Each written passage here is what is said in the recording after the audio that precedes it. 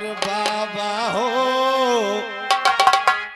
बाबा हो संविधानवा बनाई गए। बाबा हो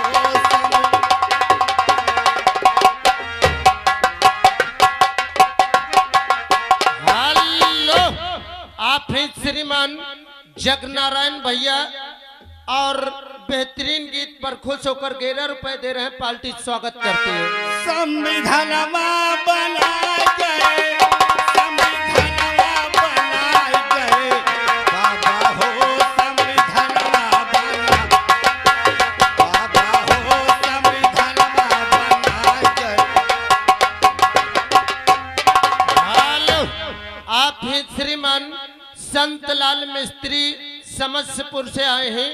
21 रुपए दे रहे हैं। बाबा साहब की गीत सुनते हुए पार्टी स्वागत करती है। और जौन अछूतवल के पनिया न पहुले, जौन अछूतवल के पनिया।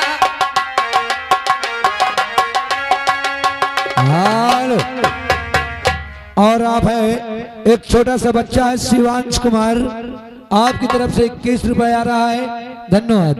और साथ ही साथ आ गए सरजीत पासवान साहब की तरफ से 11 रुपए गीत पर बेहद खुश होकर देते। पार्टी स्वागत करती है। और जौन अछूतवल के पनिया न पहुले, जौन अछूतवल के पनिया न पनिया न पहुले हो, पनिया न पहुले, पनिया न पहुले हो, पनिया न पहुले।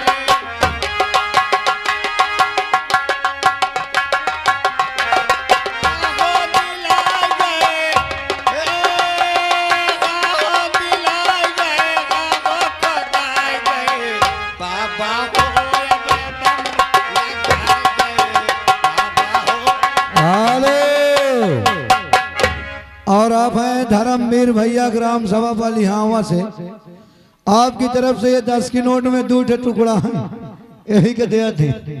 हेलो, आप हैं श्रीमान भुल्लन भैया काजू यानी घर मालिक साहब, उनकी तरफ से 21 रुपए गीत पर खुश होकर कहते हैं पूरा गीत होना चाहिए। साथ साथ आ गए श्रीमान हमारे Dhirendra music and Pradeep music, साथ में कोमल म्यूजिक, बबलू म्यूजिक।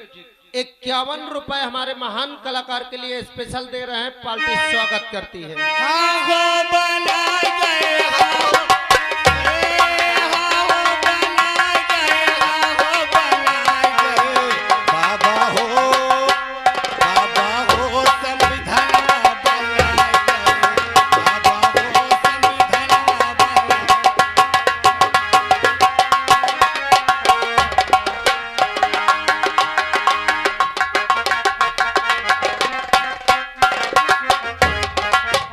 हेलो, और आप हैं संजीव कुमार भैया, संजीव कुमार भैया ग्राम सभा छोटी बसोनी, आपकी तरफ से 11 रुपए आ रहा है, जिनके बच्चों का नाम है श्वेता कुमारी, हिमांशु एंड अनमोल।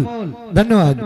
और जौन अछूतवल के बैठे न पहुले, जौन अछूतवल के बैठे न पहुले,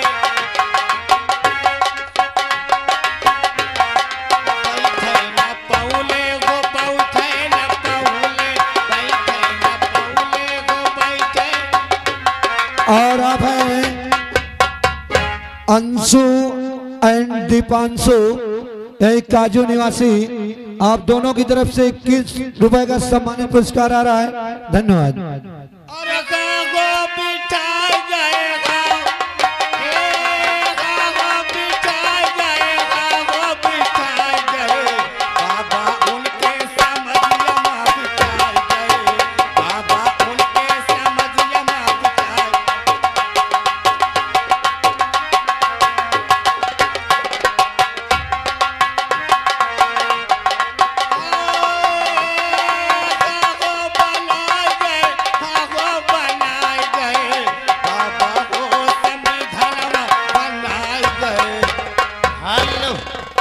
बिजनेस भाई एंड बरमदीन चाचा, आप ही बड़े लाल पासी यहीं के, उनकी तरफ से 21 रुपए बाबा के गीत पर खुश होकर दे रहे हैं। पार्टी स्वागत करती है। और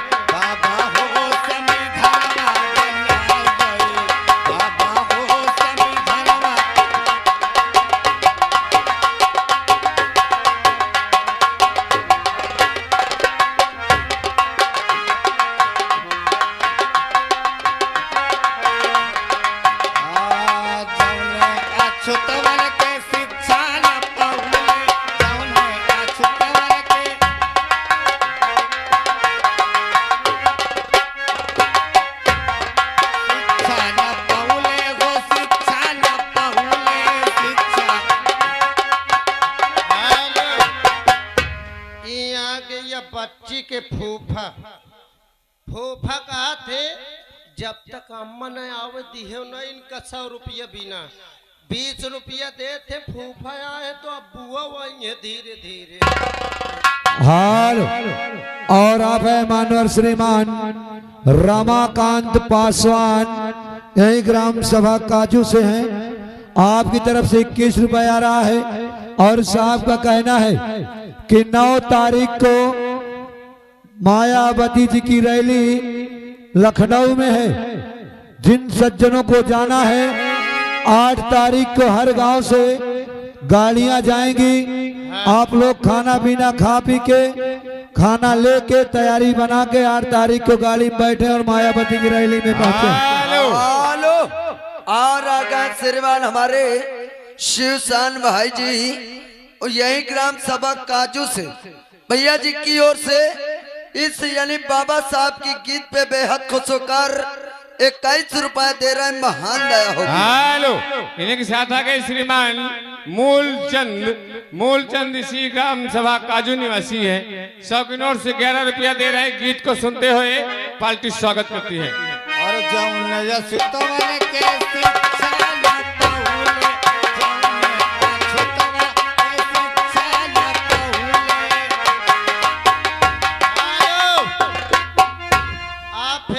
सत्तम चायल पहलवान 11 रुपये दे थे कहते जब 100 दे।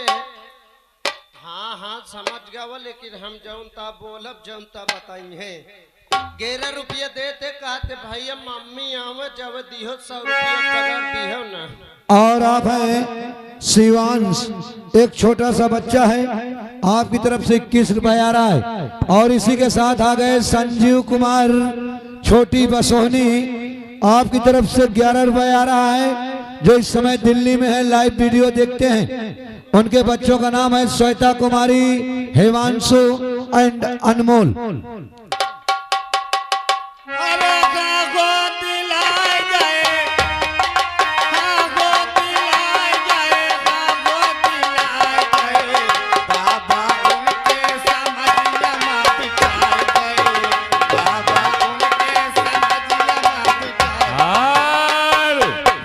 फिर वही आगे श्रीमान मूलचंद इसी ग्राम सभा काजू निवासी गीत को सुनते हुए 11 रुपया दे रहे हैं। पार्टी स्वागत करती है। और आगे श्रीमान हमारे रामेश्वर मिस्त्री जी यही ग्राम सभा काजू से उनकी ओर से 11 रुपए आ रहा है।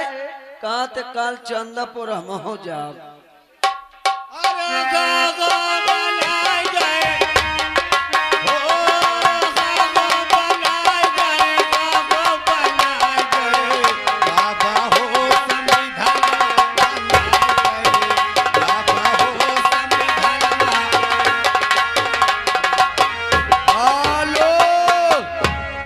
और अगर श्रीमान हमारे दिव्यांश यानी छोटा से बच्चा यही ग्राम सभा काजू से उनकी ओर से इस बाबा साहब के गीत पे बेहद खुश होकर 11 रुपए दे रहा है। महान दया होगी।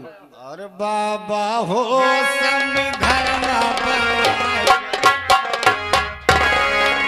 तो लीजिए दोस्तों अब आप लोगों के सामने दूसरे पायदान पे कौन आ रहे हैं आप लोग गौर करें। दूसरे पायदान पे आ रहे